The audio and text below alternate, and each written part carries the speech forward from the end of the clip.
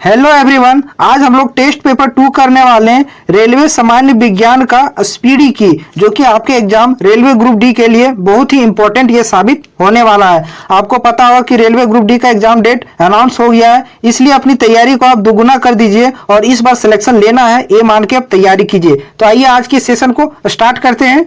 तो पहला क्वेश्चन देखिए क्या है। और हाँ दोस्तों, जो भी अभी तक चैनल सब्सक्राइब नहीं किए हैं, चैनल को सब्सक्राइब करके बेल आइकन को प्रेस कर दीजिए। तो क्वेश्चन देखिए, उत्तल दर्पण द्वारा बना प्रतिबिंब कैसा होता है। तो उत्तल दर्पण द्वारा बना प्रतिबिंब काल्पनिक तथा सीधा होता है। बढ़िया क्वेश्चन एग्जाम में ये पूछा जाता है।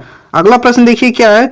गोलीय दर्पण की फोकस दूरी वक्रता त्रिज्या की होती है। तो गोलीय दर्पण की फोकस दूरी जो होती है वो वक्रता त्रिज्या की आधी होती है। तो इसका राइट आंसर हो जाएगा ऑप्शन ए, आधी होती है। अगला प्रश्न देखिए, क्वेश्चन नंबर 3 क्या है। हजामत बनाने के लिए किस दर्पण का व्यवहार किया जाता है। हजामत मीन्स बियर्ड बनाने के लिए, दाढ़ी बनाने में किस दर्पण का प्रयोग किया जाता है। तो इसका करेक्ट आंसर हो जाएगा आपके सामने अवतल दर्पण। अवतल दर्पण का हम लोग प्रयोग करते हैं। अगला प्रश्न देखिए, क्वेश्चन नंबर 4 क्या है। द्रव का अपेक्षित घनत्व मापा जाता है। तो द्रव का अपेक्षित घनत्व हाइड्रोमीटर द्वारा मापा जाता है। ऑप्शन बी इसका राइट आंसर हो जाएगा। रेन गेज की बात करें तो वर्षा का ये मापक यंत्र है। वर्षा का मापक यंत्र क्या है, रेन गेज है। और हाइग्रोमीटर ये वायुमंडलीय आर्द्रता की मापक यंत्र कौन सा है, हाइग्रोमीटर है। आर्द्रता का मापक हाइग्रोमीटर। तो आप इसको भी ध्यान में रखें, ये सारे क्वेश्चन एग्जाम में पूछे जाते हैं। अगला प्रश्न देखिए, क्वेश्चन नंबर 5 क्या है। दूध की शुद्धता किस यंत्र द्वारा मापी जाती है।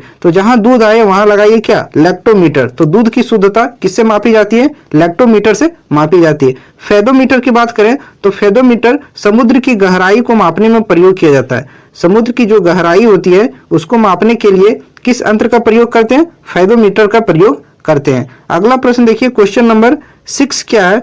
मोटर के चालक के सामने लगा रहता है। तो मोटर चालक के सामने कौन सा दर्पण लगा होता है, तो उत्तल दर्पण लगा होता है। ऑप्शन ये इसका राइट आंसर हो जाएगा, जो दूर की वस्तुएं नजदीक दिखती है। अगला प्रश्न देखिए, क्वेश्चन नंबर 7 क्या है। फोटोग्राफिक कैमरे का अभिदृश्यक होता है। तो फोटोग्राफिक कैमरे में कौन सा लेंस लगा होता है, तो उसमें उत्तल लेंस लगा होता है। ऑप्शन बी इसका राइट आंसर हो जाएगा 7 का। अगले प्रश्न पर आते हैं, क्वेश्चन नंबर 8 देखिए क्या है। पानी में हवा का बुलबुला किस तरह कार्य करता है। तो पानी में हवा का बुलबुला अवतल लेंस की भांति कार्य करता है। ऑप्शन डी इसका राइट आंसर हो जाएगा। ये क्वेश्चन बहुत ही इंपॉर्टेंट है, ये क्वेश्चन बार बार एग्जाम में पूछा जाता है, आप इस पर ध्यान रखिएगा। अगला प्रश्न देखिए, क्वेश्चन नंबर 9 क्या है। वायुमंडल की आर्द्रता मापी जाती है। तो अभी मैंने बताया कि वायुमंडल की आर्द्रता किससे मापी जाती है, हाइग्रोमीटर से मापी जाती है। ऑप्शन ये इसका राइट आंसर हो जाएगा। बैरोमीटर की बात करें तो ये वायुमंडलीय दाब का मापक है। वायुमंडलीय दाब का मापक कौन सा है, बैरोमीटर है। ये भी बढ़िया क्वेश्चन है, आप इसको भी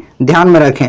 अगला प्रश्न देखिए, क्वेश्चन नंबर 10 क्या है। भूकंप मापी यंत्र है। तो भूकंप मापने का यंत्र कौन सा है, सिस्मोग्राफ है। भूकंप की तीव्रता मापने के लिए सिस्मोग्राफ का हम प्रयोग करते हैं। कार्डियोग्राफ की बात करें तो हृदय की गति, हार्ट की जो गति है उसको मापने के लिए हम लोग किसका प्रयोग करते हैं, कार्डियोग्राफ का प्रयोग करते हैं। अगला क्वेश्चन देखिए, क्वेश्चन नंबर 11 क्या है। ध्वनि की तीव्रता मापी जाती है। तो बढ़िया क्वेश्चन है, इजी सवाल है ये। ध्वनि की तीव्रता डेसिबल में मापी जाती है। ऑप्शन ये इसका राइट आंसर हो जाएगा।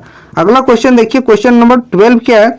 मानव रेटिना पर बना प्रतिबिंब होता है। तो मानव रेटिना पर बना प्रतिबिंब किस तरह होता है। तो इसका करेक्ट आंसर हो जाएगा वास्तविक होता है और उल्टा होता है। ऑप्शन बी इसका राइट आंसर हो जाएगा। बहुत ही इंपॉर्टेंट क्वेश्चन है ये, VVI क्वेश्चन है, एग्जाम में पूछा जाता है क्वेश्चन बार बार। अगला क्वेश्चन देखिए, क्वेश्चन नंबर 13 क्या है। जब कोई वस्तु दो समांतर समतल दर्पण के बीच रखी जाती है तो बने हुए प्रतिबिंब की संख्या होगी। तो मान लीजिए कि एक दर्पण यहाँ रखा हुआ है, एक दर्पण यहाँ रखा हुआ, बीच में कोई वस्तु रखी हुई है, तो इस पर बना प्रतिबिंब कैसा होगा, तो अनंत होगा, बहुत सारे बनेंगे। आप देखते हैं कि जब भी आप पार्लर या सैलून में जाते हैं तब आपके पीछे भी दर्पण लगा होता है और आपके आगे भी दर्पण लगा होता है, और आपका फेस देखेंगे पीछे बहुत सारा बनेगा, इतना बनेगा कि आप काउंट नहीं कर सकते हैं। तो उसको क्या बोलेंगे, अनंत बोलेंगे। ऑप्शन बी इसका राइट आंसर हो जाएगा। अगले प्रश्न पर आते हैं, क्वेश्चन नंबर 14 देखिए क्या है। हृदय की गति सुनने के लिए किस यंत्र का प्रयोग किया जाता है। तो हृदय की गति को सुनने के लिए स्टेथोस्कोप का प्रयोग करते हैं। ऑप्शन सी इसका राइट आंसर हो जाएगा। गायरोस्कोप की बात करें तो गायरोस्कोप किसी घूमती हुई वस्तु की गति का पता लगाना। घूमती हुई वस्तु की गति का पता किसे लगाते हैं, गायरोस्कोप यंत्र से पता लगाते हैं। तो ये भी क्वेश्चन बहुत बढ़िया है, इंपॉर्टेंट है। अगला प्रश्न देखिए, क्वेश्चन नंबर 15 क्या है। वायुमंडलीय दाब की माप की जाती है? अभी मैंने बताया कि वायुमंडलीय दाब की मापने का यंत्र कौन सा है? बैरोमीटर वायुमंडलीय दाब मापने का यंत्र है। अगला प्रश्न देखिए, क्वेश्चन नंबर 16 क्या है? सरल सूक्ष्मदर्शी में वस्तु को रखा जाता है। तो सरल सूक्ष्मदर्शी में वस्तु को किस जगह पे रखा जाता है? तो लेंस और प्रकाश के केंद्र के बीच में रखा जाता है सरल सूक्ष्मदर्शी को। ऑप्शन ए इसका राइट आंसर हो जाएगा। अगला प्रश्न देखिए, क्वेश्चन नंबर 17 क्या है? और ये क्वेश्चन इंपॉर्टेंट है, ये क्वेश्चन बहुत बार एग्जाम में पूछा गया है।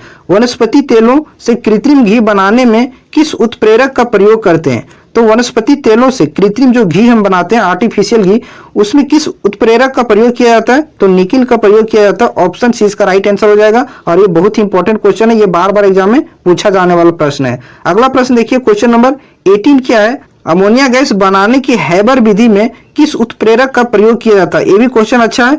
अमोनिया गैस बनाने में किस हैबर विधि का प्रयोग किया जाता है? तो लौह चूर्ण का प्रयोग किया जाता है। ऑप्शन ए इसका राइट आंसर हो जाएगा। बढ़िया क्वेश्चन है। अगला प्रश्न देखिए, क्वेश्चन नंबर 19 क्या है? अवतल दर्पण में वस्तु का प्रतिबिंब दर्पण के पीछे काल्पनिक, सीधा तथा वस्तु से बड़ा बनता है जब। तो किस स्थिति में अवतल दर्पण में ये सारी क्रियाएं होती है? तब जब फोकस और धूर के बीच कोई वस्तु रखी जाती है तो अवतल दर्पण के सामने प्रतिबिंब दर्पण के पीछे बनेगा, काल्पनिक बनेगा, सीधा बनेगा और वस्तु से बड़ा बनेगा। ये क्वेश्चन ध्यान में रखिएगा। क्वेश्चन थोड़ा घुमा के है लेकिन बढ़िया क्वेश्चन है। अगला प्रश्न देखिए, क्वेश्चन नंबर 20 क्या है? रक्त का दाब किस यंत्र से मापा जाता है? तो ब्लड प्रेशर होता है, उसको मापने के लिए किस यंत्र का प्रयोग किया जाता है? स्फिग्नोमीटर का प्रयोग किया जाता है। ऑप्शन बी इसका राइट आंसर हो जाएगा।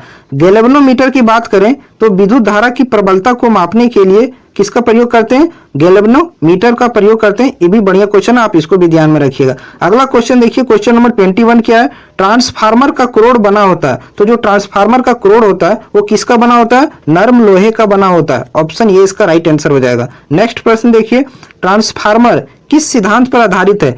ट्रांसफार्मर जो है वो किस सिद्धांत पर कार्य करता है? तो इसका करेक्ट आंसर हो जाएगा ऑप्शन बी, विद्युत चुंबकीय प्रेरण के नियम पर ट्रांसफार्मर कार्य करता है। अगला प्रश्न देखिए, क्वेश्चन नंबर 23 क्या है?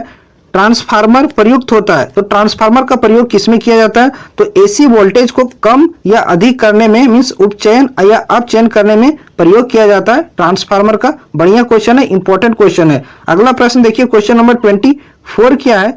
व्हीटस्टोन ब्रिज का व्यवहार किसे मापने में किया जाता है? तो सबसे पहली बात कि व्हीटस्टोन ब्रिज का प्रयोग किसके मापने में किया जाता है? तो प्रतिरोध के मापने में किया जाता है। ऑप्शन सी इसका राइट आंसर हो जाएगा।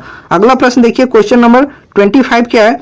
पानी के अंदर ध्वनि सुनने का यंत्र कहलाता है। तो पानी के अंदर जो ध्वनि होती है उसको सुनने में हम किस यंत्र का प्रयोग करते हैं? तो हाइड्रोफोन का प्रयोग करते हैं। ऑप्शन डी इसका राइट आंसर हो जाएगा। इंपॉर्टेंट क्वेश्चन है, VVI क्वेश्चन है। अगला प्रश्न देखिए, क्वेश्चन नंबर 26 क्या है? लाउड स्पीकर में ऊर्जा परिवर्तन होता है। तो लाउड स्पीकर में ऊर्जा किस रूप में परिवर्तन होता है? तो विद्युत से आंतरिक एवं आंतरिक से ध्वनि ऊर्जा में परिवर्तन होता है। ऑप्शन बी इसका राइट आंसर हो जाएगा। अगला प्रश्न देखिए, क्वेश्चन नंबर 27 क्या है? निम्नलिखित में से किस यंत्र में आंतरिक ऊर्जा विद्युत ऊर्जा में परिवर्तित होती है? तो सीधा समझना है कि आंतरिक ऊर्जा को विद्युत ऊर्जा में कौन परिवर्तित करता है? तो इसका करेक्ट आंसर हो जाएगा डायनेमो। ऑप्शन डी, डायनेमो क्या करता है? आंतरिक ऊर्जा को विद्युत ऊर्जा में परिवर्तित करता है। अगला प्रश्न देखिए, क्वेश्चन नंबर 28 क्या है?